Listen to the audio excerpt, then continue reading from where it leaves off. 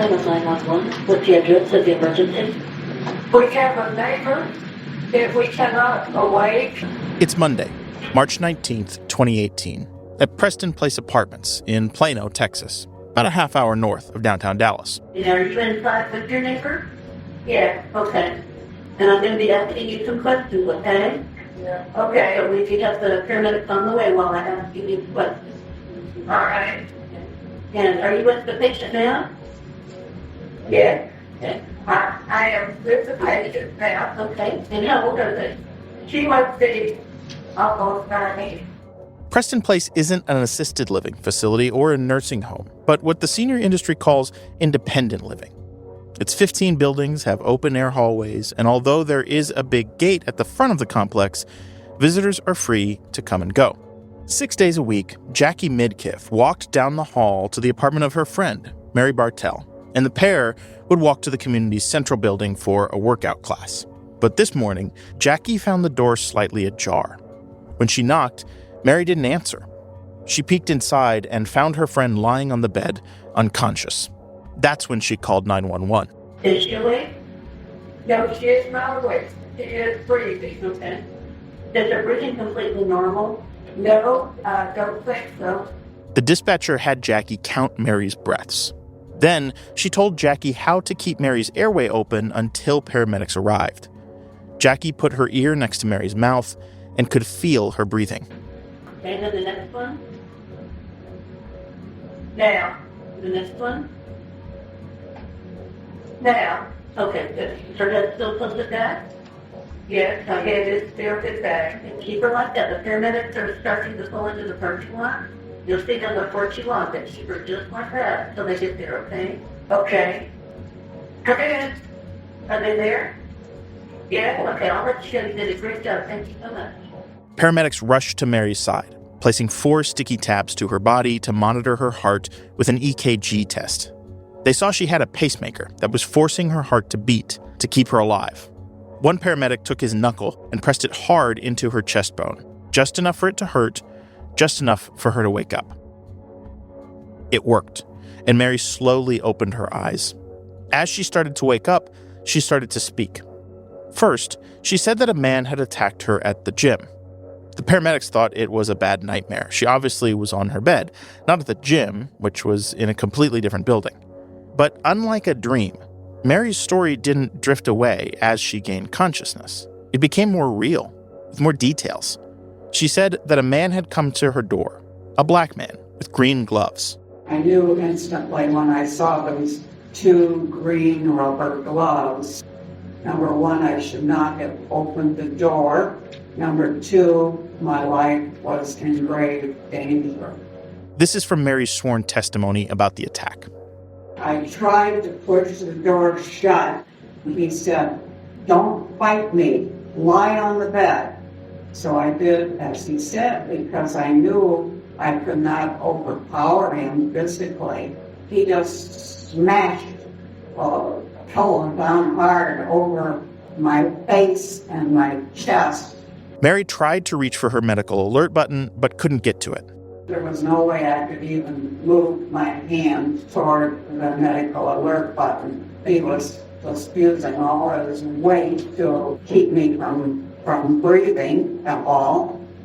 After, 3 minutes, I passed out. The paramedics weren't sure what to make of Mary's story about this man with the green gloves. Police had arrived too as part of their normal routine after her friend Jackie's 911 call. The officers interviewed Jackie, taking down details as Mary was loaded into an ambulance and driven away to the hospital. That's around the time that another woman named Jenny Bassett got to Preston Place. 2 years earlier, she had moved her mother, Ann Conklin, there from the Miami area. My mom is very independent. We chose that place because really it's about as independent as you can get. Jenny didn't work and Ann was widowed. Being so close to Jenny and the grandkids was a perfect situation for both of them. And Ann wasn't alone at Preston Place. She had an older dog that she'd adopted before moving to Texas. Helen is a blind dog, Helen Keller. That's the humor my mom has. She got him from the pound because she was blind and they were going to just euthanize her, and my mom wasn't going to have any part of that. Jenny was supposed to take her mother garden shopping that morning, but was surprised when her mom's door was locked. Anne never kept her door locked. Jenny had to drive home to get a key and was starting to get nervous by the time she got back. So nervous that she didn't even notice the ambulance in the parking lot and the cops outside Mary's apartment, just across the hall from her mother's. Jenny heard Helen barking as she put her key into the lock. She expected to hear her mother telling the dog to calm down at any second. Open the door, and she was on the floor right there, like right when you walk in. Helen's on her leash, kind of running around my mom, barking up a storm. My mom has a jacket on, or vest, and she's face down, one side's up. And, she didn't look right away. I knew it wasn't good. And so I guess I threw everything. I threw my purse, my keys, and panicked and started screaming. And I backed up. And as I'm backing up, I run into the policeman that was at Mary's. So he goes in there and I said, is she alive? Is she alive? And he's like, no, she's not. She's passed. 2 elderly women across the hall from each other. One dead, one left unconscious. In the moment, it might have seemed like an awful coincidence, but it wasn't. What happened to Mary Bartell and her neighbor, Ann Conklin, had happened to dozens of older adults across North Texas. They were victims of one of the most prolific serial killers in Texas history. When you think of a serial killer, what comes to mind? You may think of fictional characters like Hannibal Lecter and Norman Bates, or real-life killers like Ted Bundy, Jeffrey Dahmer. In the true crime world of pop culture, we think of charismatic killers, psychopaths, working in darkness to leave cryptic, blood-stained clues for intrepid investigators to piece together just before the credits roll. This story isn't that. These murders happened in broad daylight, in communities built to protect some of society's most vulnerable people. But few people even noticed it was happening. And it's the kind of thing that could happen anywhere. I'm Charlie Scudder, and I've spent the past 5 years reporting this story for the Dallas Morning News and the Guardian newspapers, breaking stories about the case, building sources and trust among victims' families, attorneys, and investigators. In the next 9 episodes, I'm going to take you behind the scenes of that investigation. To tell this story, I've spent countless hours poring over thousands of pages of documents, including police reports, depositions, criminal affidavits, crime scene photographs, property records, and autopsy reports. My team and I have interviewed dozens of people connected to the case, including Dallas attorneys, Texas lawmakers, police detectives, forensic pathologists, prosecutors, victims and their families, and even the man accused of one of the deadliest killing sprees in Texas history. Hello, this is a collect call from an incarcerated individual at Dallas County Jail. Charlie, this is Billy. But we'll get to him later. In the meantime, we'll do what the police, medical examiners, senior living facilities, and more either failed or refused to do. String together evidence that points to systemic flaws in the way all of us care for our aging relatives. Why were officials so quick to assume that these active, healthy women had dropped dead of natural causes? Why was it so difficult to protect them and all our older loved ones while still preserving their independence and autonomy? And what can be done to make sure it doesn't happen again? From Free Range, this is Season 2 of The Unforgotten, Unnatural Causes. Chapter 1, The Unlocked Door.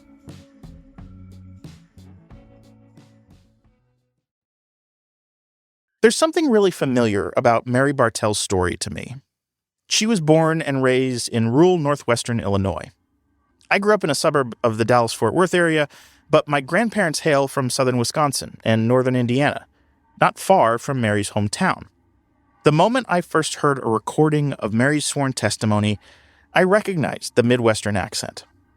Not quite as harsh as how they talk in Chicago, not the long vowels of Fargo, but softer, more subtle. Can you please introduce yourself and spell your name? I'm Mary A. Bartell. Mary is the usual spelling, M-A-R-Y, and Bartell is B, as in Bob. It was my grandmother's accent. But it wasn't just that. The way she spoke, her sense of humor, it was clear that Mary and my mom were cut from the same cloth. Around the time that Mary was found unconscious in her apartment at Preston Place, My family was starting to consider moving Mom into a similar independent living community. She had fallen a few times and was about to start chemotherapy treatment. My grandfather had died years earlier, and her big house was a lot to manage. We worried about her slipping down the long stairwell to the basement. My dad and his siblings wanted to make sure she was well cared for, of course, but there was more than that. Mom didn't want to leave the house, and we wanted her to be somewhere that felt like home. She was dubious of strangers, and we wanted somewhere secure, where she'd be protected but not imprisoned. I'm sure your family has had similar concerns about someone you love. We try to find somewhere they'll be taken care of, where the food is good and they'll be comfortable. Somewhere that has a knitting club, throws holiday parties. Sometimes the move is their idea, but often it's not. The best of us bring groceries, fix the computer, take them to church, and we understand that this will likely be their last chapter. Even in places of comfort, especially in places of comfort, death finds a way in. When that day comes, we reassure ourselves that it was peaceful, natural. Even if there was pain, we hope it was brief. There's a wide range of options for families trying to make those difficult decisions with, and sometimes for, their older relatives. Some estimates suggest that the senior living market is worth over $900 billion in the U.S. That's more than the GDP of Switzerland. And it makes sense why there's so much money in it. 1 out of every 4 Americans is a baby boomer, and the boomers are getting older. By the end of this decade, all of them will be over the age of 65. That's a huge influx of older Americans. At last count, there are more than 30,000 residential communities nationwide to house them. There's sprawling retirement towns exclusively for older adults.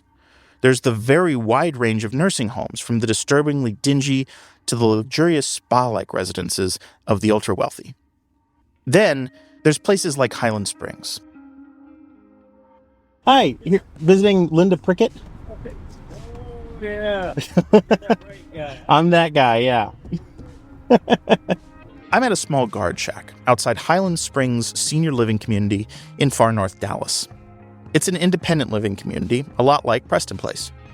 My host, a fairly new resident named Linda, wants to show me around. She's already called ahead to make sure the security team knows that my producer Monica and I are coming. You guys know where to go? We have been given directions. The guard hands us a map and raises the gate as we drive into the huge apartment complex. It includes 18 interconnected buildings spread over 90 acres. There's a few more buildings currently under construction. The hallways have names like Main Street and Market Street to help residents know where they're going, but still, it feels like a maze. Linda's building, called Cypress Landing, is one of the newer ones. She greets us outside, and we walk through a wide set of automatic doors into a big open foyer with a fireplace and comfy seating. We got good directions. Oh, good. They were expecting us, sounded like. Oh, yes, you don't get in here if they don't expect you. First things first, Linda shows me around. Slow down just a little, Charlie. Yeah. Slow down just a little bit. This is our fitness center. It's our coffee room. This is the young man that takes care of us. Okay. If we have a problem, we tell him. This is our pickleball court. Linda's tour is comprehensive. And this is the library, and this is all the newspapers in the whole world. There are 2 lunch restaurants. There's the pub, which we love on Friday night. This man teaches us aerobics every morning at 10 o'clock. She walks us through the hallways, past apartment doors and big glass windows. Outside, there are picnic areas, a pond with a whitewashed gazebo, a putting green, frisbee golf course. In front of each apartment door is a little shelf, decorated by the residents to show off a bit of their personality. Some include framed Bible verses or an American flag. Others have faded wedding pictures, proudly celebrating 65 years, 70 years. Linda hands me an 8-page activity guide for the community. There's 18 faith groups, including a Catholic Mass, Episcopal Communion, and a weekly Torah talk. Classes include Watercolors with Jan on Wednesdays and a one-day workshop on discovering the inner child. There's 2 billiards groups, 6 bridge clubs, 5 dominoes and mahjong groups, and 2 chess clubs. There's support groups for Alzheimer's caregivers, AA support, grief support, low vision, Parkinson's, and more. And I will have to say this, it took us a little while to figure it all out. Yeah. It's tricky. At one point, we pass a sign touting a referral program. to encourage residents to get their friends to move to Highland Springs, too. And if you will move here, we'll get some money. Ah, But you have to be 64. Oh, okay. Well, Okay. I might need to wait a I little bit. know. Linda takes us up to her place, a spacious 2-bedroom, 2-bath apartment with bright white carpets and gray granite countertops. Linda has invited a couple friends over. I'm Linda Prickett. I will be 83 in August. And I am Ruth Hunt. I'm 86 in May. I think that's it. I'm Susie Kimbrough. I am the 82 in October. As we chat, they tell me something I hadn't expected to hear. It's kind of a freedom. There's something about a freedom being here. So that's really interesting because I think that, again, from the outside looking in, I think people think going to a retirement community, going to a senior community, it feels like you're trapped. Do you not feel that way? No. Absolutely not. Freedom to go and do what we want to, but be secure when we're here. The children don't have to take care of us. We don't have to worry about the houses. We don't have to be as frightened about health care because it's here. Meals, wonderful meals here that we don't have to cook if we don't want to. Another reason I reached out to Linda in particular is because in 2016, one of her church friends was murdered in a similar independent living community not far away. I reached out to Linda because I knew that when she was looking for a new community to live, the death of her church friend was on her mind. Part of why she settled on Highland Springs is because of that big guard gate I drove through and the strict security the community provides. But when we sat down in Linda's apartment, I didn't know, and she didn't know, that her 2 neighbors, Ruth and Susie, were also close friends of 2 other victims. Would you mind talking a little bit about your friends? About Carolyn and Sue? Sue was a doctor's wife, and she was just a very vibrant person who liked people and was doing things all the time. She was a happy spirit. She was a smile. She was a sunflower. Carolyn, we got into more trouble together because we were such close friends and both of us just loved doing and going and all of that. It's just hard for me to believe that she had to go through that because she was a very vibrant, fun person and everybody loved her. What was your reaction when you found out what really happened? It made me realize it's a scary world and you can't trust anybody. Now, I want to pause here and tell you a bit more about this case. Our story starts in early 2016. That's the earliest death we know of, anyway. It could have started even earlier, but there's no way to say for sure. On April 8th, 2016, Catherine Propst Sinclair, an 87-year-old retired physician, was found dead in her apartment at Edgemere, a senior living community in Dallas. Her nephew, who helped settle her estate, suspected foul play after her safe and other valuables couldn't be found and demanded a police report be filed. No one really took it seriously, and an autopsy said her death was due to natural causes. Over the next 2 months, 2 more women died at Edgemere, and valuables were reported missing. Both deaths were attributed to natural causes. In July 2016, more seniors started dying at the Tradition Prestonwood, another luxury senior living community in Dallas, all natural causes. On October 1st, Solomon Spring, the only alleged male victim, was found dead at the Tradition Prestonwood. Despite being found in a pool of blood, his death was attributed to natural causes too, and still is, according to the Dallas Medical Examiner. That month, 3 more women were found dead. All were missing jewelry and other valuables, all natural causes. Then, a year later, in September 2017, the deaths began at a senior living community in the suburb of Frisco, Texas. 2 women were killed there that month. On October 29th, a woman at Parkview, Frisco, named Ella Lawson, survived an attack, saying a man had come in and tried to smother her with a pillow. Police took a report, but no one followed up for years. Most of the victims of these serial killings were very wealthy and secure in their housing at high-end senior living communities. Yet they were specifically targeted because of their age and where they lived. Because they were older adults living in senior living communities, police, medical examiners, property managers, and more ignored the evidence of these crimes over and over. That means we have no clue how many victims there really are to this day. I'm a journalism professor at Southern Methodist University in Dallas. It's not far from the neighborhoods where a lot of these senior communities are. Can you imagine if this string of robberies and deaths had happened on a college campus like that? It would have been a top news story. Parents would pull their kids from the dorms. Politicians would get involved, demanding better security at communities for young people. What made these killings so different, so easy to overlook? Ageism. First, second, and third. Ageism. This is Dr. Michael Wasserman. He's a geriatrician and an advocate for older adults. And the industry is like, well, that's a one-off. That's not what happens every day.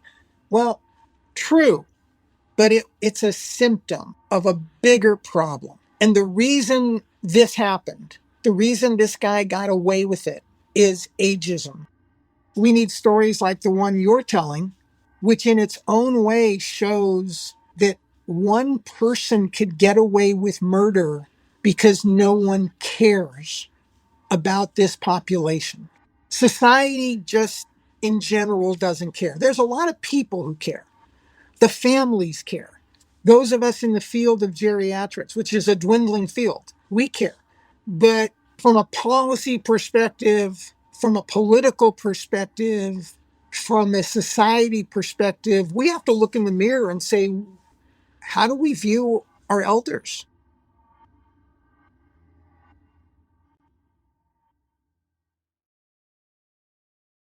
In late 2017, the attacks against seniors in and around Dallas started to pick up frequency. Minnie Campbell, Diane Delahunty, and maybe Del Maya were killed at Preston Place in Plano between October and December. Back at the Tradition Prestonwood, Doris Wasserman was killed 2 days before Christmas. 3 more women were all found dead in their private homes in the Dallas area over the next 6 weeks. Which brings us to March 2018 at Preston Place. A resident was found dead there on Sunday, March 4th. That Wednesday, March 7th, a stranger knocked on Miriam Nelson's door at Preston Place. Miriam was 81. She could play the piano by ear and did so in church growing up. She was a die-hard Texas A&M Aggies fan and would always prepare a huge spread for game days at her house. Her daughter, Karen Harris, and son-in-law, Cliff Harris, the Dallas Cowboys Hall of Famer, lived just a few minutes away from Preston Place. My mom had just had groceries delivered, and the grocery delivery person had just left, and within a minute, there was a knock at her door, and she said, "Come in," assuming it was them returning with something that they'd forgotten. Karen said that her mother didn't recognize the man who entered. He said he was there with maintenance to check for a pipe leak. That made her nervous, so she stayed sitting in her recliner, gripping her cell phone, and pointed to the bathroom. It wasn't that off that this person came in, but it was off that she didn't recognize him. And she knew all of the workers at Preston Place. She'd been there a year and a half, so she knew everyone in maintenance. And she never got up from her chair. But he did get out of her vision. He went into her bathroom and her bedroom, probably was in her apartment less than 5 minutes. And as he was walking out, she said, "Now, I'm sorry, tell me your name again." And he left. And she immediately got up, locked the door, and called the office to ask if they had dispatched him. They didn't answer the phone. She left a very detailed message, and then she started calling all of her neighbors. One of those neighbors told Miriam that a year ago, the same thing had happened to her. A man had come to the door saying he was there to check for pipe leaks. When the neighbor got suspicious and said her daughter was on her way for a visit, the stranger left without a word. She just was very rattled by the whole thing, like I said. And then she called me immediately and she said, "Oh my goodness, you're going to be so mad at me that I said, come in." And I said, "Well, Mom, I'm not mad at you, but let's try to be more careful. Keep that door locked and just look through the peephole and make sure it's somebody you recognize." Miriam asked that her adult grandson stay with her that night at her apartment at Preston Place. This wasn't unusual. Karen's son, Jason, often spent the night in his Mimi's apartment. He would go at least one day a week and spend the night with her, and she would cook him a meal. My mom was a fabulous cook. They would watch movies. One week it would be his movie, and the next week it would be her movie, He would have to suffer through To Kill a Mockingbird, and then she would have to suffer through The Terminator, They just would have a great time. And she said, you know what I'd like is for Jason to come spend the night. Can you call him? So I did. I immediately called Jason to explain what had happened. And he said, I'm there. He loaded up his truck and went over there. He actually took a gun and then sent me a picture of the gun on the counter, which I remember rolling my eyes laughing and thinking, oh, that's a little extreme, you know. And they had a great night together. And the next morning he went to the office, chewed them out, said, you know, you guys shouldn't be letting people walk around the property. You know, y'all got to get these things fixed. The gates are always inoperable. That was Thursday. Karen and her mom talked a lot on the phone over the next 2 days. Miriam realized that a diamond necklace that her husband had made for her was missing. She did mention, she goes, you know, when that man came in, I think he stole one of my pieces of jewelry. She said, I think he stole my diamond necklace. And she said, you know, it didn't mean anything to anybody but me. And I said, oh gosh, Mom, I'm so sorry. I'll file a claim on it for you. It wasn't my style. I'd kill for it now, you know, just for the sentiment behind it. But yeah. And I was on my way in to buy my husband something at the store. And I said, can I get you anything? And she told me what she needed. We had a real good laugh about it. She needed bras. I mean, every time I tell that story, it just makes me smile because she was just giggling, telling me, yeah, I know it's weird that you're having to buy me bras, but just go in and get several and I'll try them all on and see if any of them fit, you know. I called her and I said, now tell me what size again? She said, I don't know, honey, just find me the biggest one they have. I'm like, oh my goodness, Mom. We just had a big chuckle and that was the last conversation I had with her. Karen had meant to go straight from the store back to Preston Place after her shopping trip, but got distracted when her husband called and made plans to go out to dinner. She forgot to tell her mother. It wasn't until later that night that she tried calling Miriam. It went straight to voicemail. Karen decided to drive over and check on her mom. When I got to her apartment and I pulled in front of her apartment, I looked up and I saw a light on and I thought, well, that's a good sign. But then when I walked in the apartment, the light that I'd seen on was the kitchen light, and her living room was dark, her bedroom was dark, and I just started shouting her name, and I even went in her bedroom and shouted her name, but I didn't flip the light on yet, and I kept running around trying, you know, looking in all the rooms, and went back to her bedroom and flipped the light on, and I saw her lying in her bed, and I knew instantly she was gone.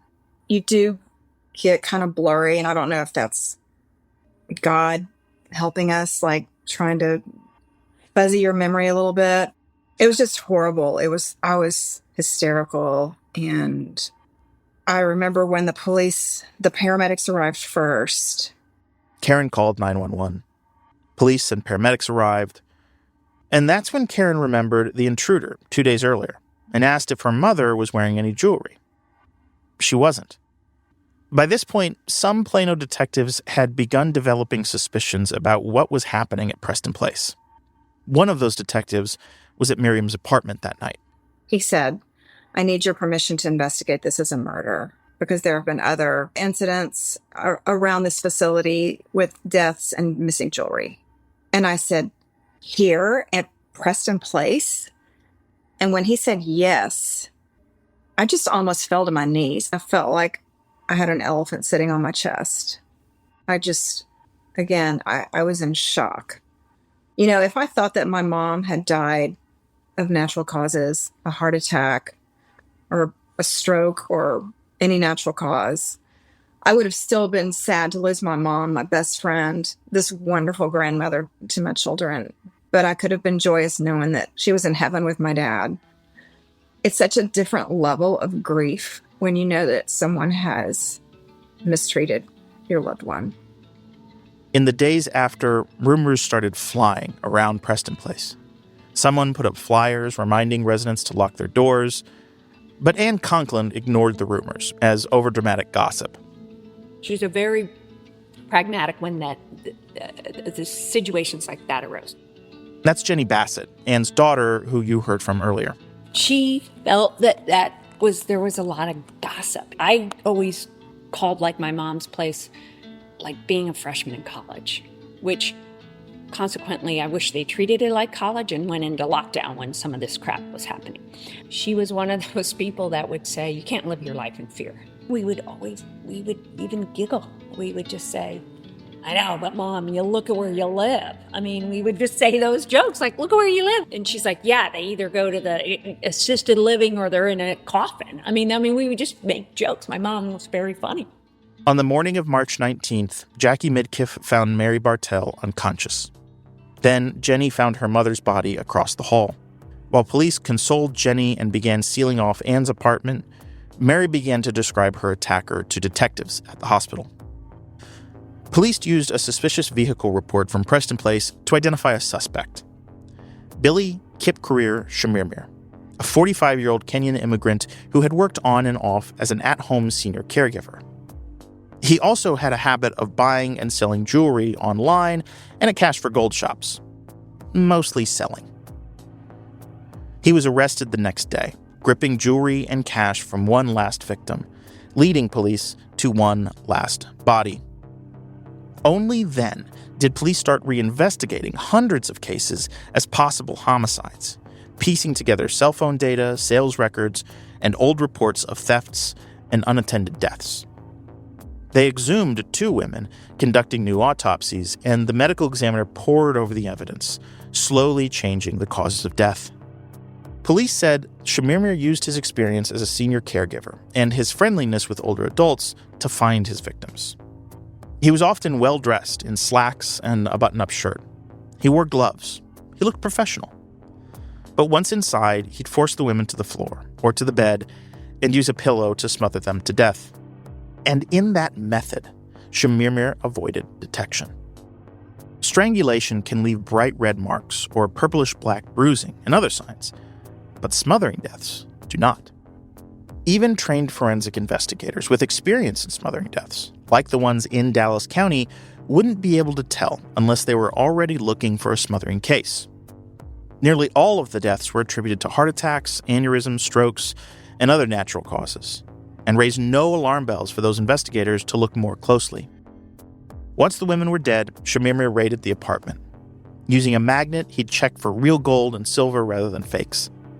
He left the costume, jewelry, and snatched up the valuables from their keepsake drawers and cash from their purses. Within minutes, he listed the diamond rings with online sales apps like OfferUp and made plans to sell those precious metals at unscrupulous cash for gold shops in Dallas. He'd then walk out the back door, no one the wiser. In other cases, he'd case the parking lot of a Walmart in North Dallas, waiting for an older, single woman to park in the handicap spots. Then he'd follow them inside, casually faking a phone call while trailing them from aisle to aisle. Once they checked out, he'd follow the car out of the parking lot and to their private home. Then the story was the same. He'd force his way inside, smother the women, raid the house, and leave undetected. Prosecutors would later summarize the case as one of stalking, smothering, and stealing. But what if the killing spree could have been stopped earlier? What if a security guard at one of those senior communities had noticed something odd about all these deaths and thefts?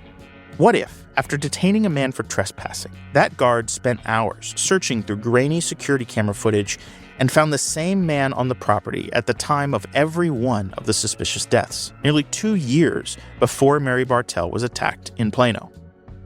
Because that's exactly what happened. I thought, okay, he's got a pattern. We know what day, we know what door, we know what time. Next time on The Unforgotten, Unnatural Causes. I was obsessed. I just knew something was wrong with that guy. Did you suspect him of murder at that point? Yeah, I for sure did. The Unforgotten is a free-range production. Season 2, Unnatural Causes, is created, written, and hosted by me, Charlie Scudder. Our producer is Wes Ferguson. Associate producer is Monica Watkins. Audio editing, engineering, mixing, and mastering by Austin Sisler at Eastside Studios in Austin, Texas. Theme song and sound design by AJ LeGrand. Wes Ferguson is the executive producer at Free Range. Special thanks to the Dallas Morning News and the Division of Journalism at Southern Methodist University's Meadows School of the Arts.